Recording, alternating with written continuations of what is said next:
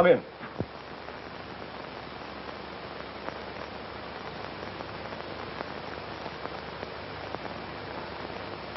Come in, come in.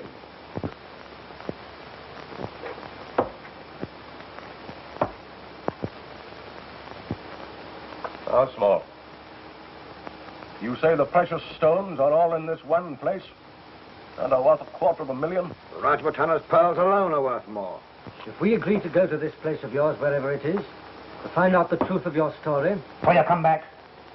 Give me and my pals a chance to escape? Yes. See? The sign of 4. There are 4 of us in this. You swear the swag will be divided? We'll all get our share? Yes, but... Listen to me, Major Sholto. And you too, Captain Morstan. If you double-cross me, I'll break out of here anyway, somehow. And if I do... If you don't trust us, you'd better go back to your solitary confinement. Where is this place? The fortress of Agra. That is the ground plan. The 337 you see there means that from this cornerstone, you count 3 bricks up, and 37 along to that point. The sparklers are there.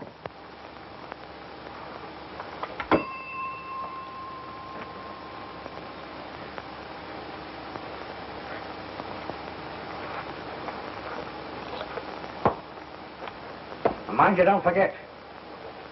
The sign of 4.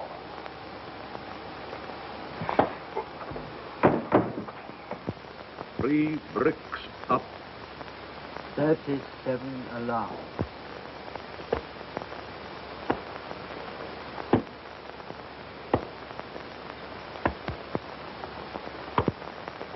$31, $32, $33, $34, $35, $36, $37.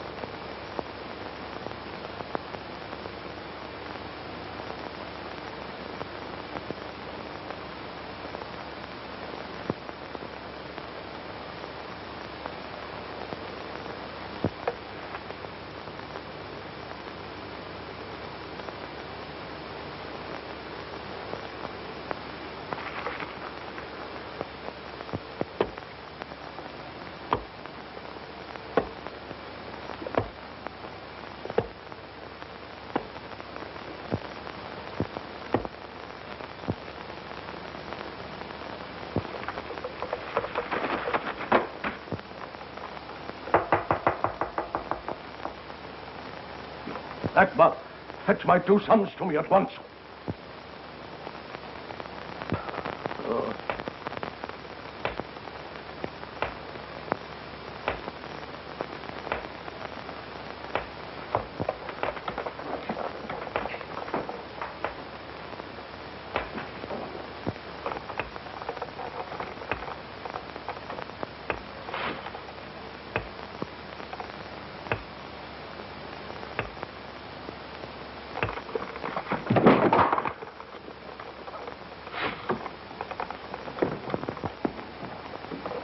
What are you doing out of your chair? What's happened? Just get in bed. Father. Sit down. Wheel him back to the fire. For God's sake, keep him away. Don't let him kill me. Don't let him kill me. There. No one's going to harm you. We'll protect you. Not from Jonathan Small. He'll kill me. He said he would. He escaped a month ago from Andaman. Jonathan Small? Who is he? He's only one leg. The other's wood. I robbed him of his treasure and killed Morstan in a fight over it. Treasure? Yes, that's where our money comes from. Morstan had a daughter. Mary, I think her name is. Runs a florist shop in the West End. Look. Open the top drawer of that desk.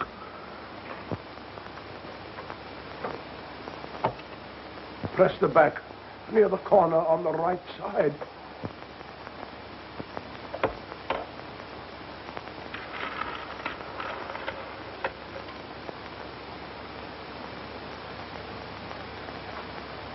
Here. I'll keep that. Be careful. Be careful. Oh, my sons, don't quarrel over them. What suffering they've caused already. Those are the Rajputana pearls. I want them to go to Morstan's daughter. You must also give her 1/3 of the rest. Yes, Father, I promise. Where is the rest? I've hidden it in Pondicherry Lodge. Where? Upstairs, in the... Listen. Listen. Do you hear? Do you hear? That stump. Stump. That wooden leg. No, of course you don't. It's only in my head, pounding there. I do hear it. I too.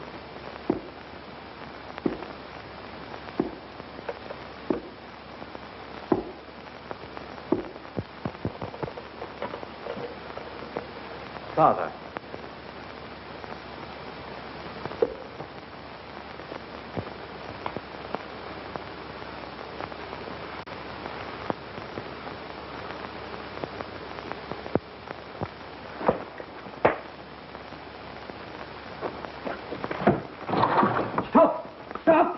Father.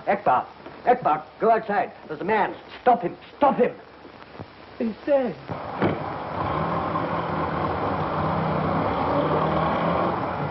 No one here, sir. Someone just gone in taxi.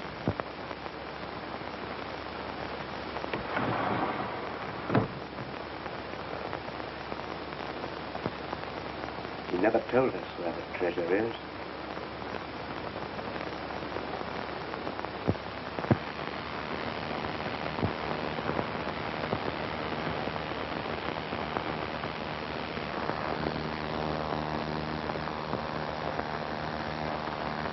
Couple of more jabs of the pink, matey, and the beautiful spectacle of love wearing the Rajputana pearls will be finished.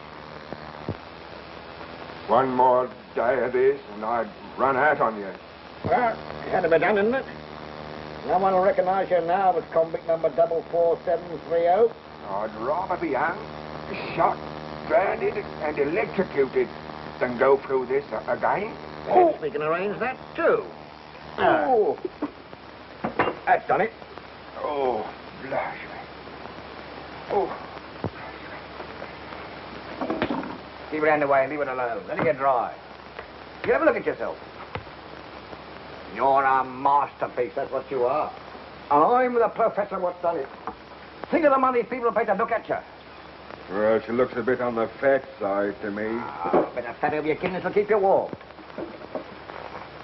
I'll make you fat and I'll get my hands on those sparklers again. sitting in a sofa full of food, and that nice little bit of lecturing I did there was spread out and spell, God bless our home. Yeah. I've been listening to you talk about them sparklers for 10 years. And I believed you. Broke out of Andaman with you. With me, we've only 3 more months of my sentence to do. Let you stick a million holes in me eyes and make me look like a bloomin' Sioux. You've been lying. And if you ain't, let's see the color of them sparklers quick or I'll bash you. What?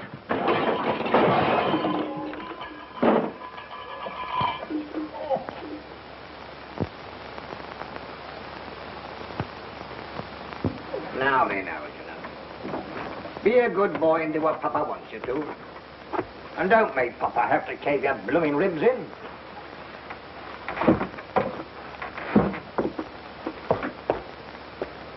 Go on, matey. You don't think I spitted in that stinking prison for 20 years without getting educated, do you? They said they sent me to quad to learn me a lesson, and I learned it. But I've been through Oxford. In the first place, most of the treasure is safe. How do I know? Because old Sholto hadn't got the nerve to use much of it. And how do I know he hadn't got the nerve? Because I looked at him once, and he kicked the bucket. And why aren't those pretty Sholto boys sent the cops on me? They don't want me to make no noise about the sparklers. For fear the real owners will turn up and claim them. And for fear of losing them, they'll only turn them into cash one at a time. But there are so many of the beauties. So very many. There'll be plenty for us when we get round to collecting. No, matey. There's one thing you'll never know.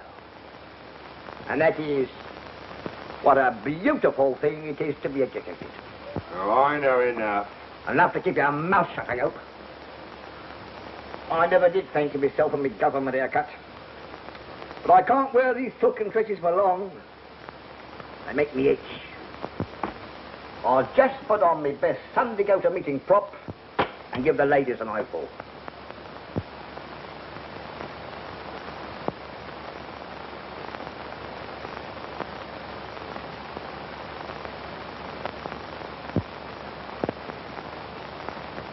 Now you stay right here in the funfair and keep your own fires burning. And mind you keep an eye on Tonga, too. You don't go on exhibition until next week.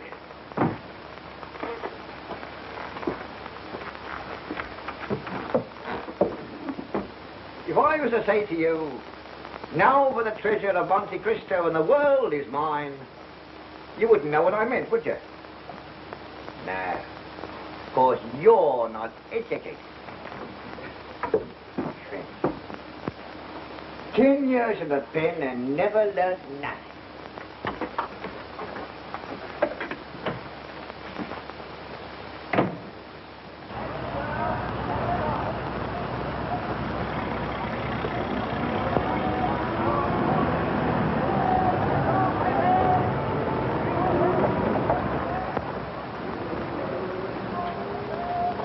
There's Miss Mawson. Thank you.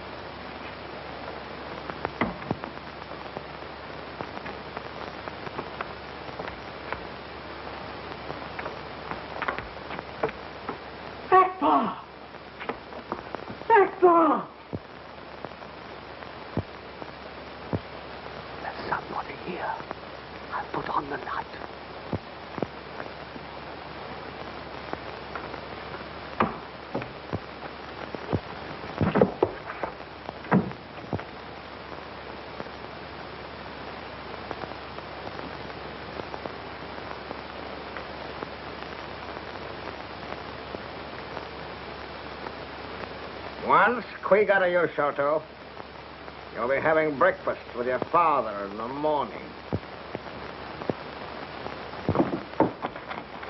I'm simply charmed to meet you, Mr. Shelter. My name's Small. Jonathan Small. Heard my name before, huh? Perhaps from your dear father. Nice man, your father, wasn't he? Yes. No lie. He was a dirty, rotten sneak thief. A worse cook than him never lived. Did he tell you he was a murderer, too? Did he? What? He confessed all those things just before he died. Huh. Did he tell you all about the treasure? Did he? Yes. Matey, we've been wasting our energy upsetting the gentleman's house. All we got to do was to ask him where my pretty sparklers were, and he'd tell us. Where are they? I don't know. Huh? Father died before he could tell us. I'm disappointed in you, Shelter. I thought you too much sense to play with me. The treasure's hidden somewhere. We've not been able to find out where. All of it? Yes, all of it. Hesitating a little. That means you're lying. Listen to me, you little rat. We're going to get this stuff anyway. Whether you tell us or not, or whether you die or not. So spit it out.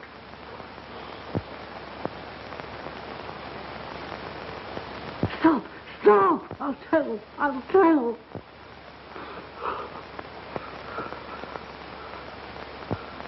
Well? I told you the truth. The bulk of the treasure, we can't find it. Only the pearls. The Rajputana pearls. Where are they? Promise that my brother and myself won't be harmed. Unless you get funny and tell the cops. Oh, I promise we won't. Captain Morstan's daughter has them. Well, where is she, huh? She keeps a florist shop.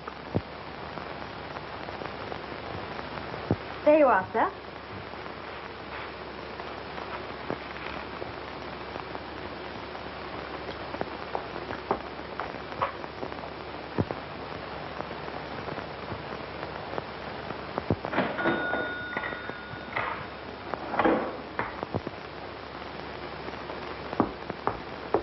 Your change, sir. 2 and 6, 5, and 5 makes 10. Yep, Thank you, sir. Call again. I will.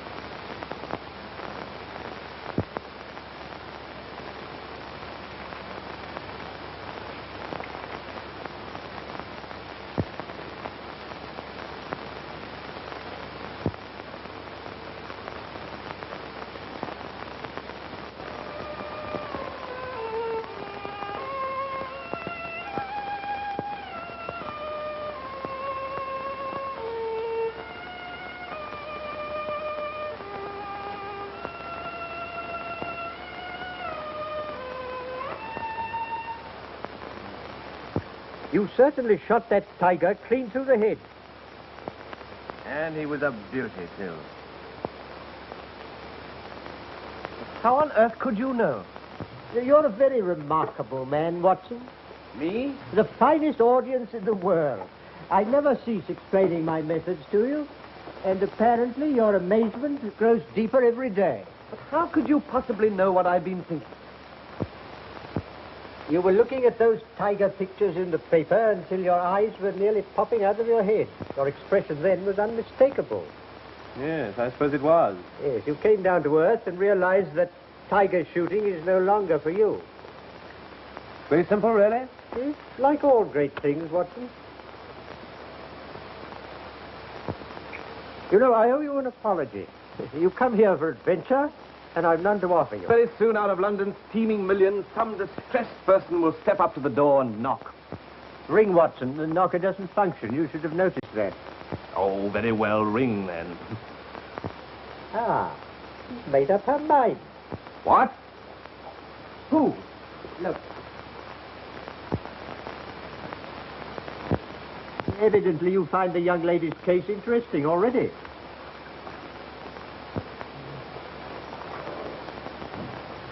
Miss Morstan to see you, sir. Miss Morstan.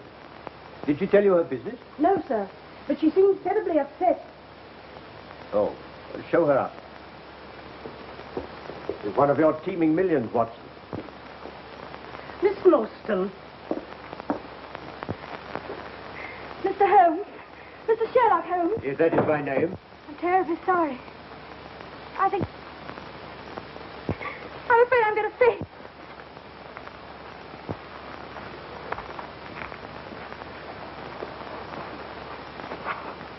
But I'll get some brandy.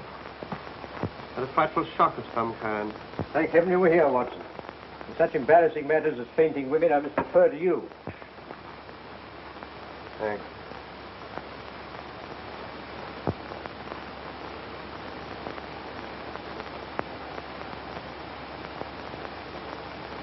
That's better. Now you'll feel all right again in a minute. I feel terribly ashamed. I apologize.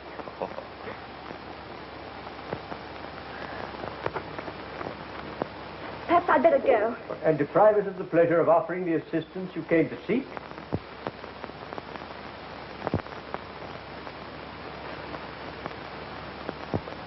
Miss Morstan, tell me, why were you so afraid of being followed here?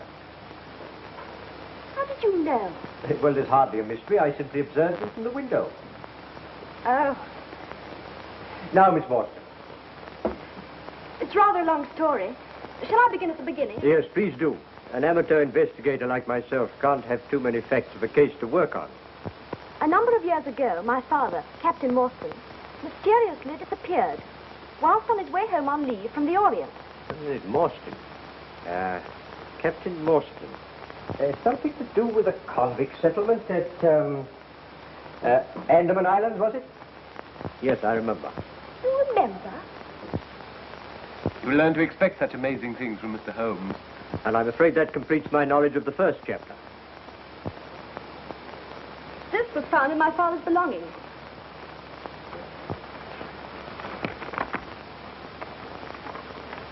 Appears to be the diagram of a large building. A fort, perhaps. Now, what's this? 4 names. Look, here are 4 crosses. Yes, 4 crosses. When I first saw that paper as a child, I wondered what those crosses meant. And today when I saw it again on another paper... Again? Yes. That's the modern side of the story. It's all very simple to me. First, we does both the shoulder boys in with a nice little bit of cutting round the jugular vein. And for the matter of that, sticks a knife into the Marston girl if she won't tell. Then off we go to South America with the sparklers.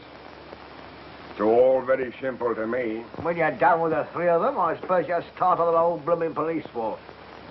Now, there'll be no murdering unless absolutely necessary. Can't do much of it without leaving some clue. Eh? Clue. You know what clue is, don't you? Yes. Something you sticks paper together with. Lady, when we get to South America, I'm sending you to night school. What? Do you want to feel my boot in your face? It ain't my fault. It's these years safety razors. Here. What about me having to go with a straight one? Not on my neck. With so many things happening in such quick succession, first one note, then another, then the safe broken open. I didn't know which way to turn. I suppose I should have had more courage, in spite of the warning of death, and gone to the police. But I'm afraid I'm not as brave as I should be. But, Miss Morstan, there's one thing you haven't told us. Actually, where are the pearls? Miss Morstan was afraid to trust even her own safe with such valuables. So she's been carrying them about on her person. That's true. I have them here in my dress. Although this handwriting is obviously disguised, the person who sent you the pearls and the one who invites you to this questionable rendezvous in Acacia Road this evening is one and the same. I should describe him as small, extremely nervous and timid. A perfect example of the Homo lepusculus, or rabbit man. But the one who threatens your life, he's quite the opposite. A Homo taurus, powerful as a bull and with great cunning. A killer. An opponent to be reckoned with. And he's only one leg. Mr. Holmes takes such a delight in provoking my curiosity that I swear I'll never ask him again how he makes deductions such as, well, that by looking at a man's handwriting, he can tell he has but one leg. Perhaps you can tell us, Mr. Holmes, if the color of his eyes, if he likes white mice, or if he suffers abominably from arthritis. I not only resent your making me appear ridiculous before Miss Morstan, but it grieves me to think, Watson, that you've never read my treatise on the physical and mental reactions of the disabled. For therein I described, with my feeble prose, that the whole physical being of a man who has undergone amputation goes through a complicated process of reorganization, as a result of which his functional characteristics are decidedly marked. His subjective mind, fully conscious of the loss of physical balance, tries to make good that loss by some such expressions as, increasing the pressure on the downstroke of a pen, making it firm and straight so that the letters stand up, as it were, on their own legs.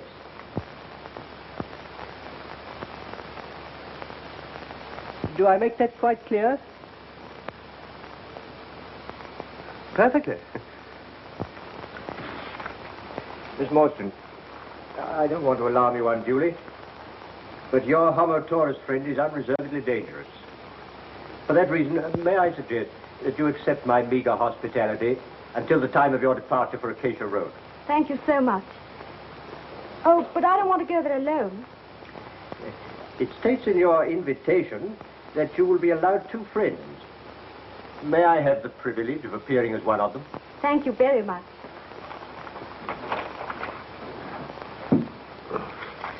Will you be my other friend? May I? You're not a bit like a doctor. Now, Miss Morstan, I'm going to turn you over to my trusted housekeeper, Mrs. Hudson, who will see that you're made comfortable. Miss Morstan will dine with me here tonight. If I may be permitted to... Oh, yes, certainly, yes. We'll give Dr. Watson a chop as well.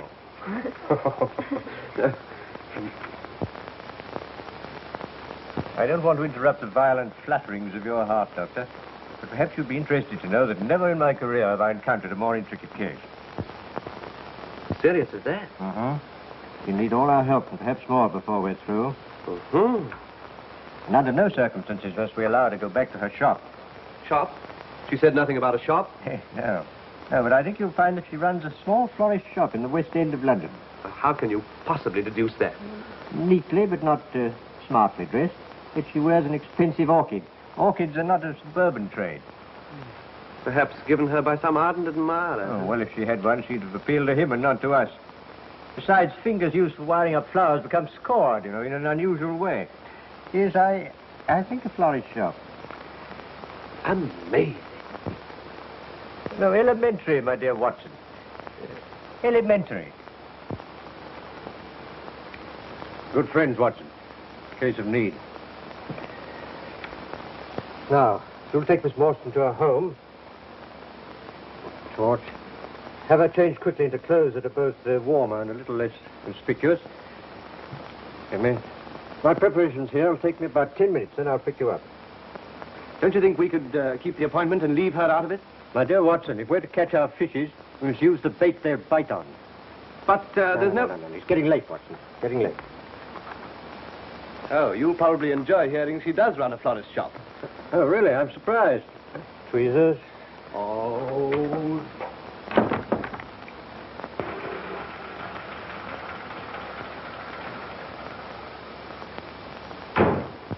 Here's your adventure, all right, Watson.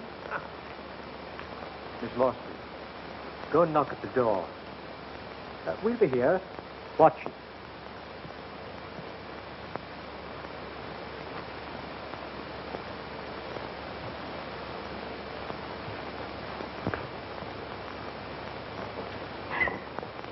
Miss Morstan?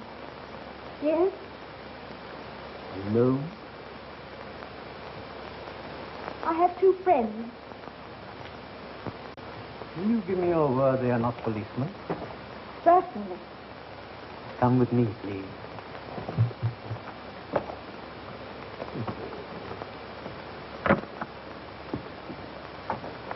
Miss Morstan?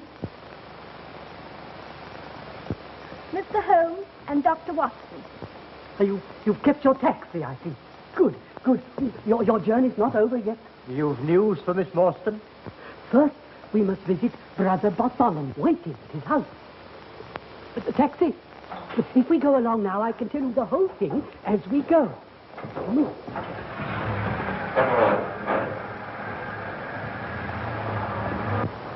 And last night, my brother found the remains of the treasure under the attic flooring in Pondicherry Lodge. Such magnificent jewels I've never seen. I at once demanded that they should be divided according to my dying father's wish. I told my brother that I should add my share to yours. It was the only way I could repay you for my cowardice in divulging to Jonathan Small your name and that I had sent you the pearls. Oh, Bartholomew was white with fury. We quarreled violently, and then I went home and wrote the note that you got this morning. You see, I thought that if you were to come and demand your share in person, he daren't refuse, in case we should hand the whole matter over to the police. You acted wisely, Mr. Shelton. I'm glad you think I've done one right thing. It took more courage than I thought I had to face the daughter of the man that my father murdered.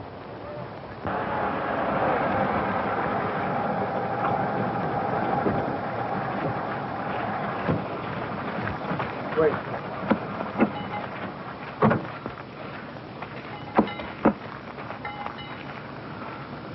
McMurdo, Mr. Thaddeus. All right, Mr. Thaddeus. Yes.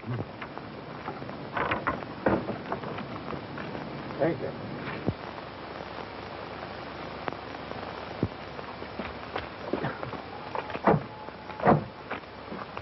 That's all right, McMurdo.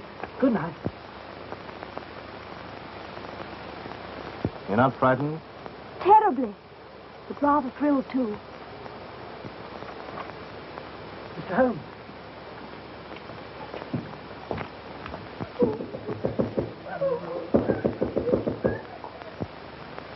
Mr. Thaddeus, something's the matter. I can't get the answer from the master's room. He's there. He's there.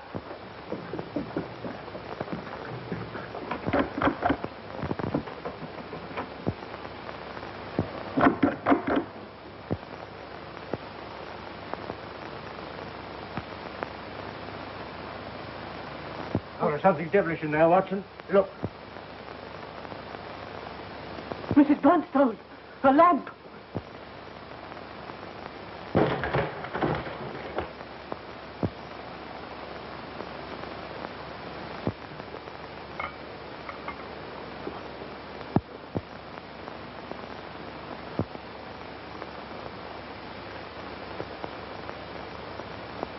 Been dead some hours, I think. Watson, that's your affair. He's been murdered. Please don't move about.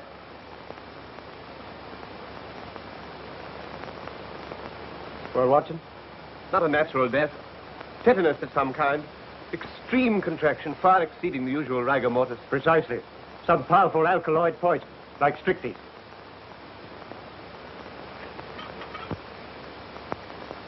Mr. Holmes, look, the treasure's gone. It was there on the table. That's the hole we lowered it through. We've been robbed, and he's been murdered. The police. They'll be called in. They'll find out about the treasure and say I did it to get the money. You don't think I had a hand in it, do you? Gentlemen, I didn't. I swear I didn't. Steady, steady, steady. Yes. Mr. Shelter, go straight down to the police station and report the matter yourself. Yes. Offer to assist them in every way. Now, it's your wisest course. Now then, Watson, we've a few minutes before the representatives of the law arrive. I expected this. Look here, do you see? Just behind the ear.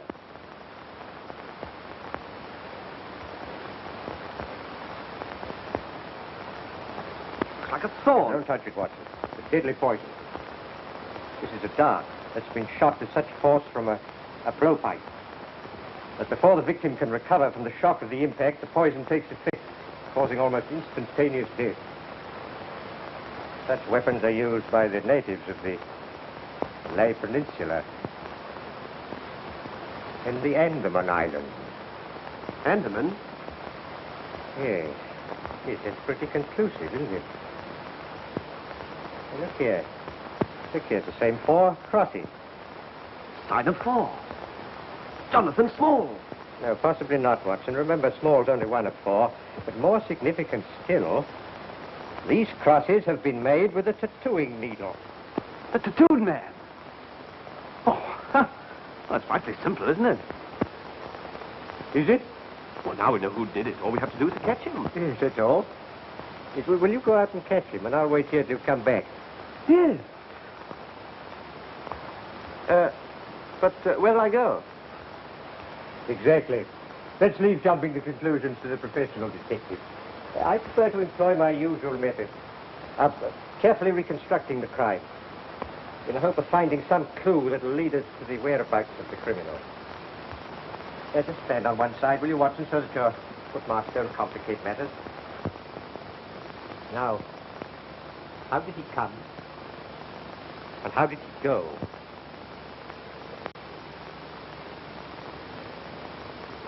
The window fastened on the inside. All the framework solid. No drain pipe, nothing. And he couldn't have come in that way. Yes, but he did. Here's a print of a foot in mold on the sill. And a curious circular muddy mark.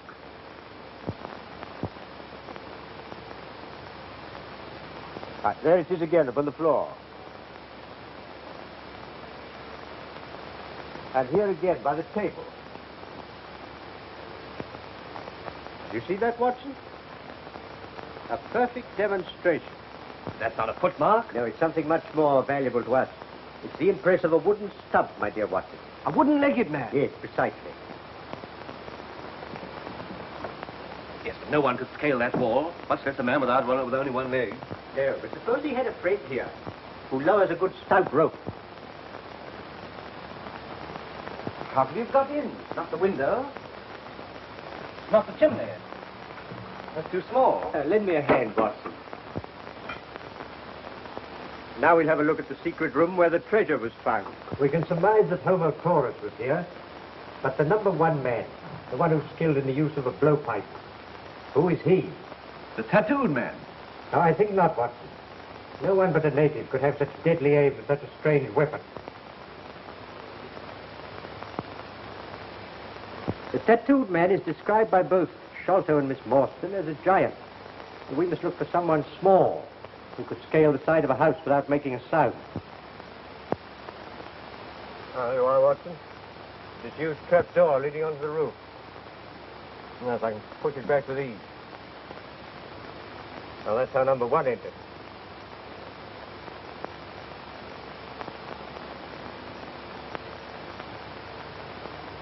Yeah, there you are. What did I tell you? What? Those are the feet of a child. Not exactly. But something devilishly like it. Now, let's see where that curious foot went to. Get the impression down there. You know that our toes are generally all cramped together. You see, each one of those is divided separately.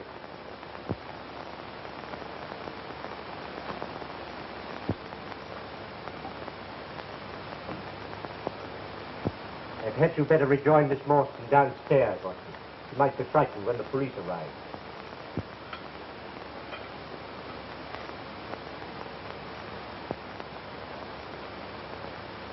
You observe the angle at which the thorn struck? Yes, and it's been shot from the attic. Oh, bravo, Watson. Yes, bravo. What's your theory about these footprints? Well, apply my methods, Watson, and you'll probably find that they lead you in directly the opposite direction to that of my old friend, Detective Inspector Athelney Jones, whom I can hear blowing his way upstairs. Yes, sounds like him. Yes, unmistakably. He'll begin by telling me that an ounce of practice is worth a ton of theory, and then proceed to arrest everybody on the spot. The house seems as full as a rabbit warren. You stay here. Sergeant, have a look at the other rooms. Yes, sir. Hello, who are you? Oh, if it isn't Mr. Sherlock Holmes, the amateur. How are you, sir? I'm all right, Jones, thank you. How are you? You know Dr. Watson? How are you, Doctor? How are you? Well, I'll be off. And what brings you gentlemen here? Oh, just a little private investigation. Oh, I thought you'd given up our line of business long ago. No. No, I only take cases too difficult for the official police. What do you make of this one? Bad business, huh? Yes. You'd hardly thank me for theorizing over it. But let's see, eh? What I always says is, Mr. Holmes, an ounce of practice is worth a ton of theory. Yes. I've heard you say it. Sherlock Holmes will never rest until this mystery is solved. What do you think of this theory, Mr. Holmes? Yes? The fellow Thaddeus was with his brother last. The brother dies in a fit, on which Thaddeus makes off with the money. Yes, and on which the dead man very considerately gets up and locks the door on the inside. There may be a flaw, but we can get over that. Yes, well, Jones, before you actually hang the man, I should like to point out this splinter of wood.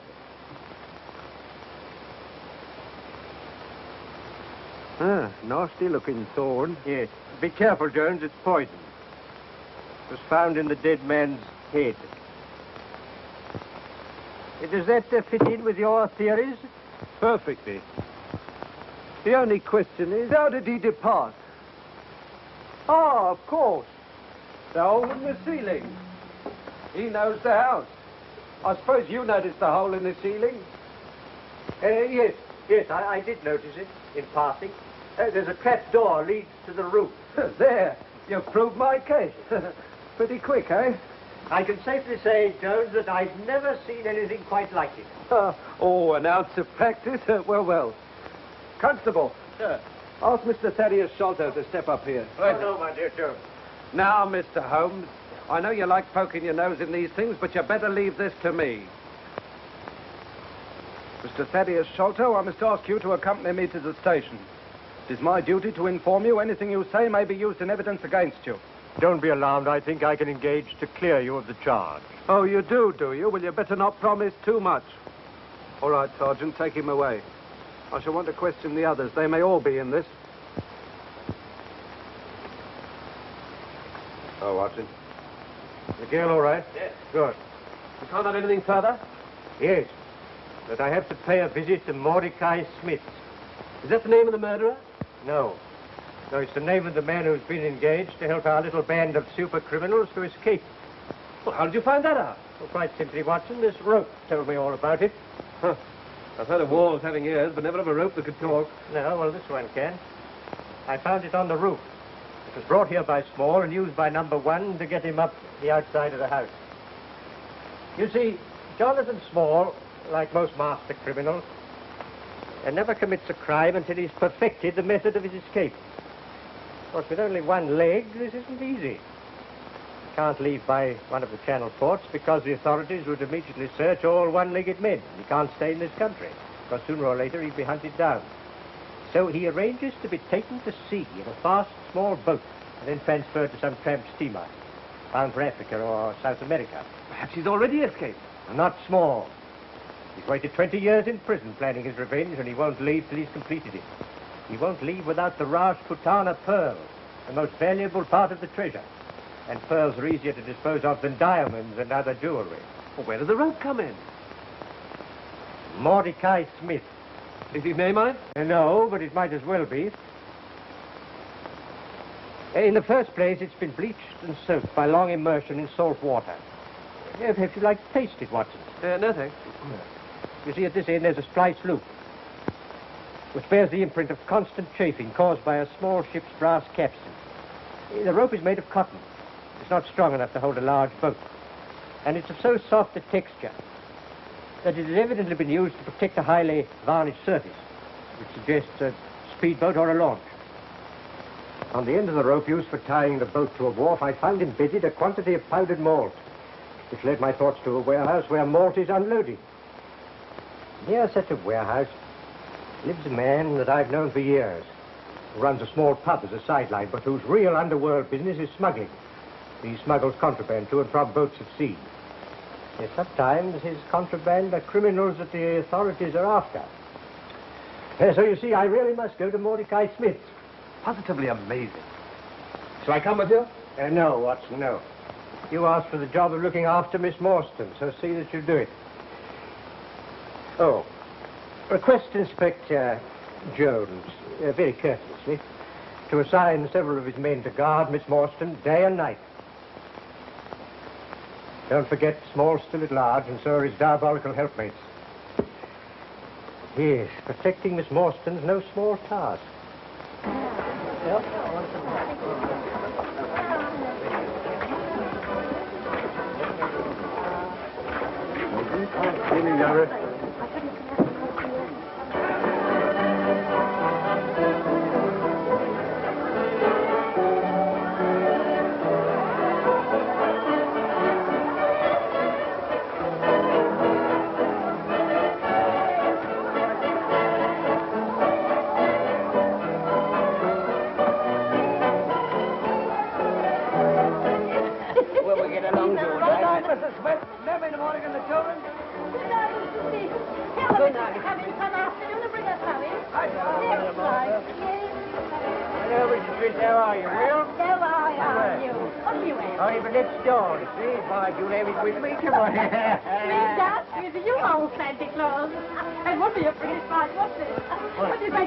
I'm not so old, neither, my proud beauty. Oh, proud beauty?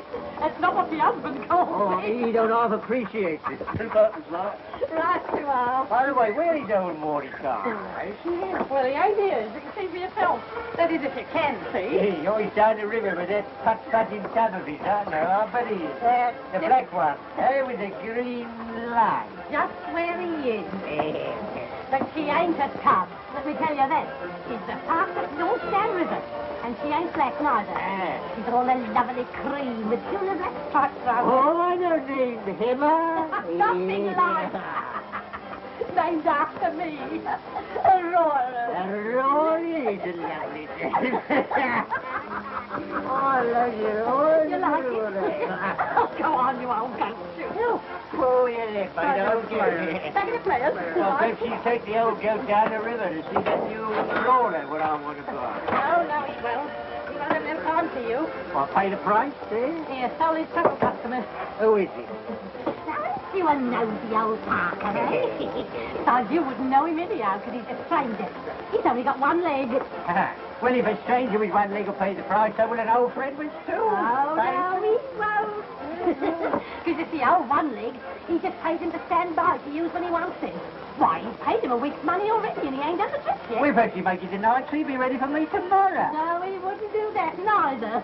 Because he was here a minute or two ago. He told me he wouldn't want Mordecai not till tomorrow, and perhaps not till the day after. Oh, well, never mind, Marty. I'll have another boat. see? Never done wanted a better one. Oh, will you? You'll find a better one, my lad. There ain't a better one. Unless you mean the Florence B and he can't get her. The Florence B? That's right. Well, come on, man. Don't waste time. Give me this dance. You've got to have no dance with you. Come on. You old wrecker. Nobody with you wasting my time. Now, what you going to have to drink? Nothing. No. No dance, no boat, so no beer. Did you see that, Harold? He don't fancy himself, do he? 1 foot in the grave and still flirting.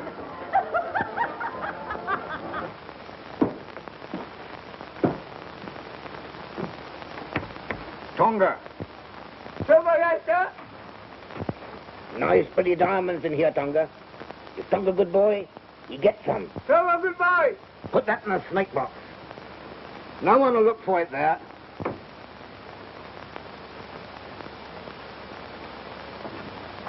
Oh, good. Good, Tonga. Well, grab a couple of your friends round yourself to keep you warm. Go to sleep again.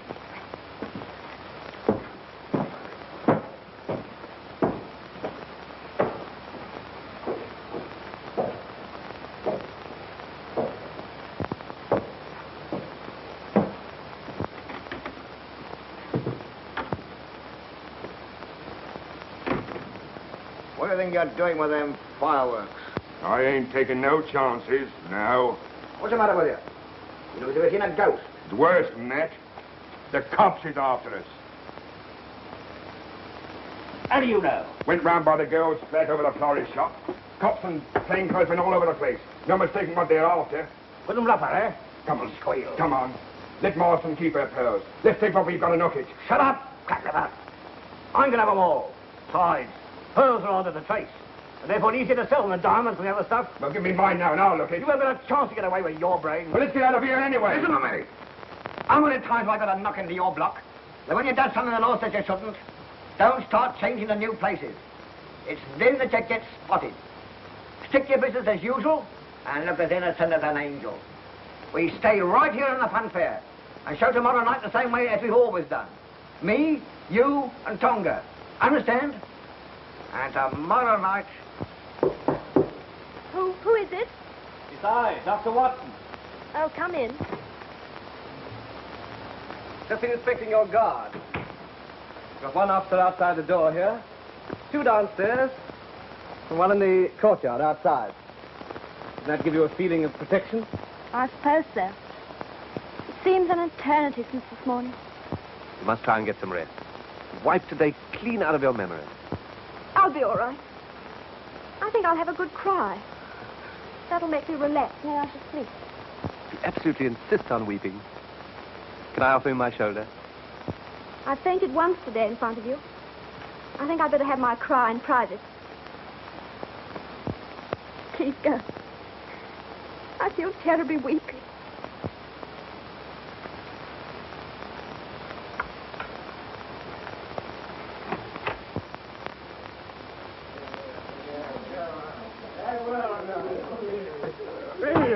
Let's go. Mr. Holmes ain't in, I tell you. What, ain't he? Well, I'll wait. What's your business? Well, it's none of yours anyway. All right, my fine cockalorum, we'll see about that. Mr. Holmes told me to come here. What for? Because I knows who's done the murder. See? Oh, do you? Yes. And I've come here for the reward. See? Of course, if he ain't here, well, then I'll go. No, you won't. You stay here. Who are you? Detective Inspector Anthony Jones, Scotland Yard. Well, why ain't you wearing your hat in the house? Onions. Getting fresh, are you? If you know anything, you'll stay here until I get it out of you. It's a nice way to treat a person, I don't think.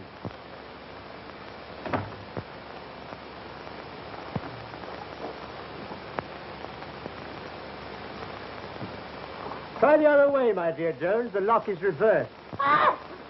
Ruth. Oh, no. What a turn you give me. Whiskey and soda, Mrs. Hudson. Whatever have you been doing in that get-up?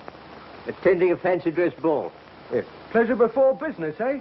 I thought you took your detective work seriously. Well, this case is so simple, Jones. It hasn't required much thought. That's right. I've got the murderer in custody now. Ah, no doubt. Jones, by the way, I'm expecting some further developments tomorrow. I may need a lot of help. Will Scotland Yard stand by? At your service, Mr. Holmes. Always believe in encouraging you amateurs. Someday you really might find something. Who knows? Flatterer. Will you be at the examination of the prisoners tomorrow? No. Case couldn't be in better hands. That's what I like about you, Mr. Holmes. You appreciate me. Good night. Good night, Jones.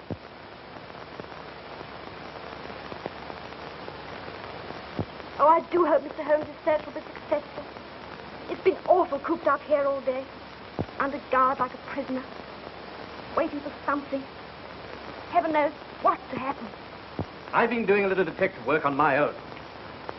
Unbeknown to Holmes, of course. Would you recognize that tattooed man again if you saw him?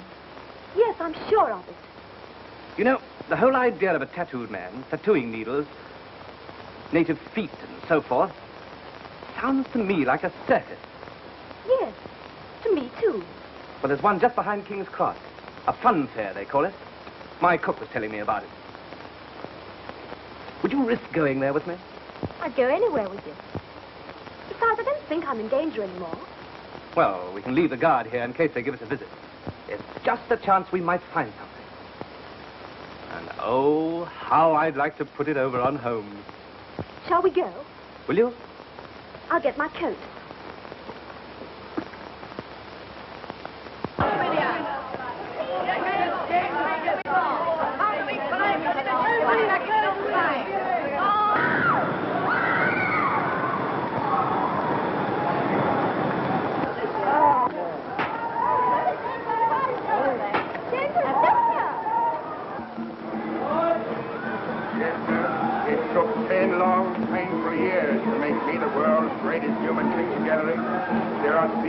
My body proved terrible and shocking to describe. Well, friends, into these marvelous things you see on me, the professor inside can duplicate on you in a few minutes. So you wouldn't rather have a lovely view of Mount Vesuvius in full eruption? Or Lady Godiva on a white horse? No fear. It's only a sentimental bit of work I want. A broken arm, split in two, and bleeding a little. And with the initial B on one side for birth, that's my name. And on the other side, a S for Dolly. S for Dolly? You mean D for Dolly? No, S. Her name's Dolly, but I always called her Sugar. That is a sweet name, to be sure. Ladies and gentlemen, look how the deadly python got the little tongue fondles and caresses him. But it ain't love, it's fear. Why? Oh, she bites off their heads. They've seen it done hundreds of times. And so can you. For tuppence. Look at him. I believe we've come to the right place. A native, you mean? He looks like a murderer. Look! There's a tattooed man. Allowed you supposed to be a detective. Most strange, you simply must see him. There's everything from ferocious animals, Daniel in the lion's den, beautiful ladies, artist models, which seem to be breathing and moving about with the artistic appreciation of the men.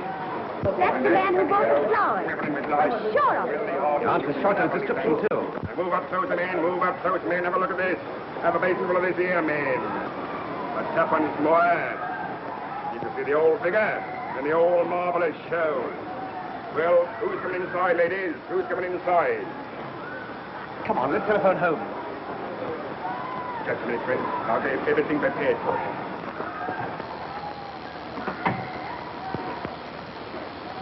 Professor? What's that? Off, bow, Doctor.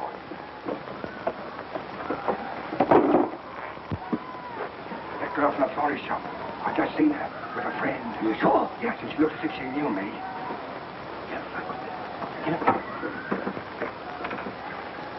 Sorry, Bert. Can't finish it off today. Call again tomorrow. I'll do a nice wreath for you for nothing. Thank you, Professor. It hurts anyway.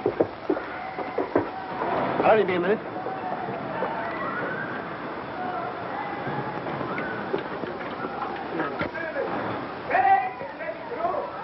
Look out. Flint's got loose.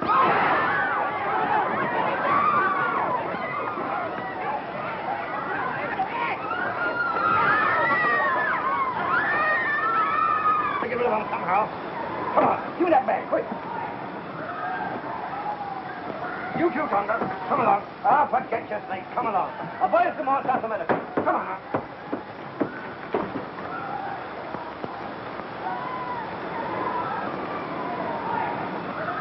But Mrs. Hudson, we simply must find him at once. Yes, we've got his man.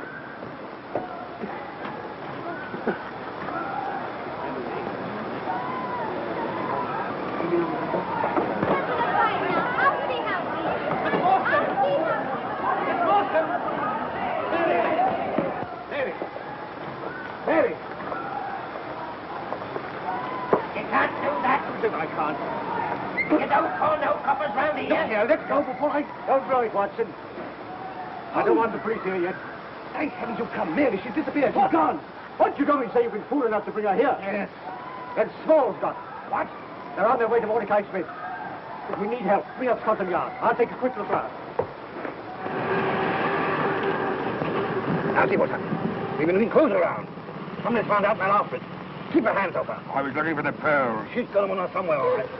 We'll search her for them when we get to the boat. If she hasn't, well, she'll never see them again. That's certain. Go on, Fred. Faster. Give up, Fred. We're going to the river. Goodbye. Oh, they're gone.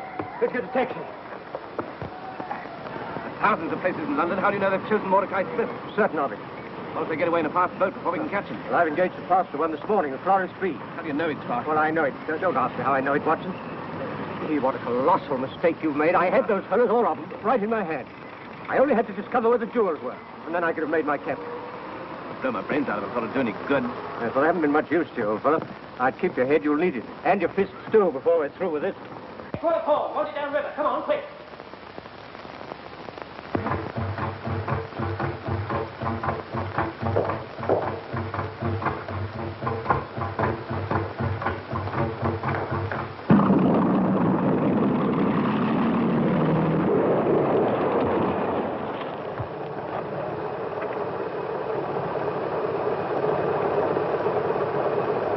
You keep your mouth shut. Come on, baby. Your roll is just down here. Come on.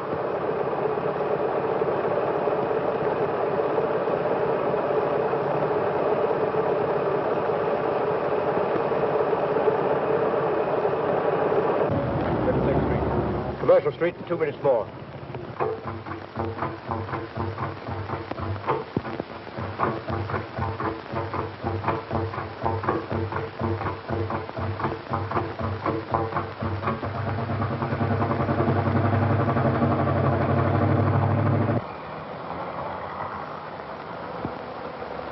Bennett!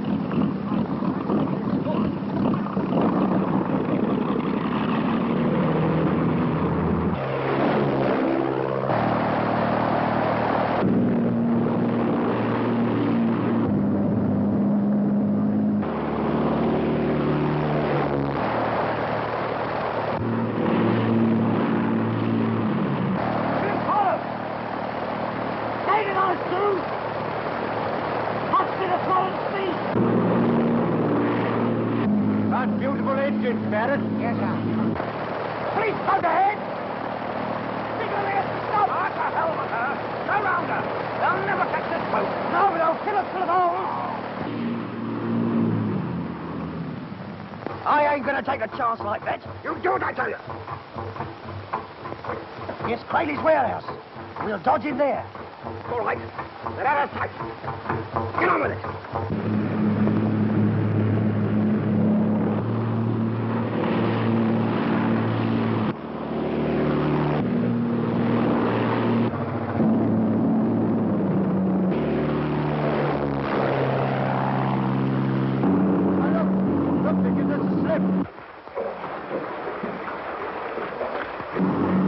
Mordecai knows this river like a book. So do I, Mr. Holmes. We'll follow him there. Now, there are 2 trap doors underneath the warehouse floor.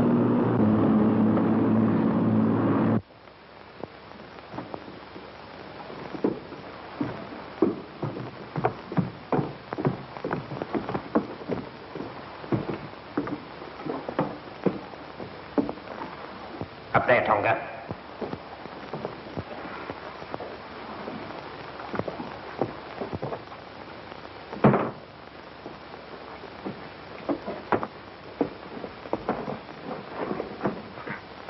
Come on. Where are those pearls? Come on, where are they?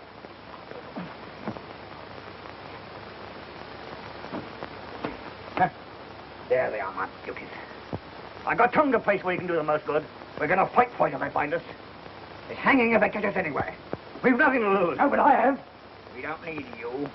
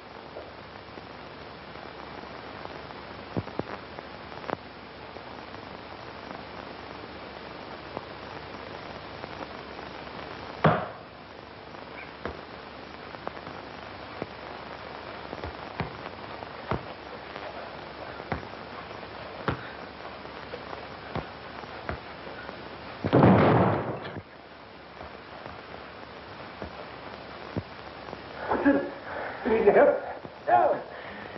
I've got tattoo. More salute. But I'll come.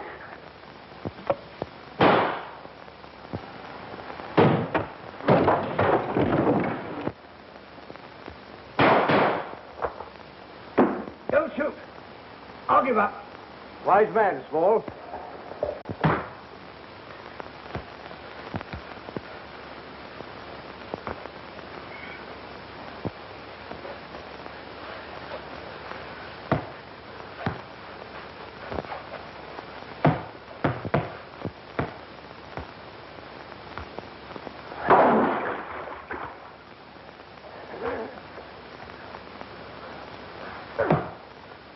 Watson, where are you?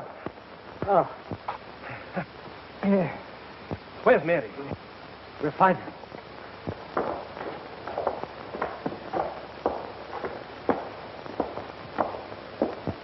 Mary! Holmes, in here! Oh, Miss Morstan. Believe me, I'm never so thankful to see anyone in my life. You'll be all right. Perhaps you think I'm not glad to see you. Oh, Mr. Holmes. Yes? Small hid a satchel underneath that sack. Are you hurt? No, I'm all right. The treasure of Agra.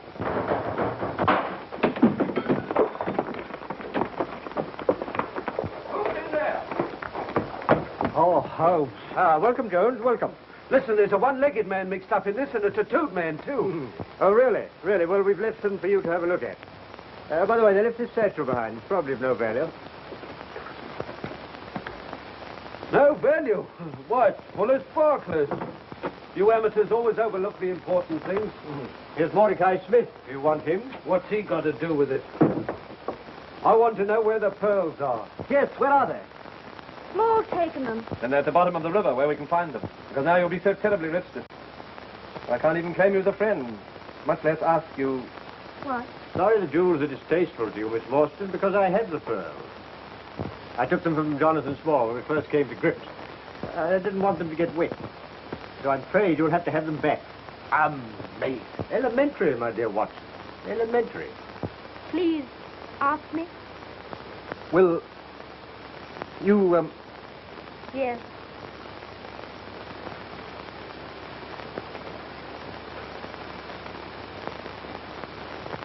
Amazing. Elementary, my dear Holmes. Elementary.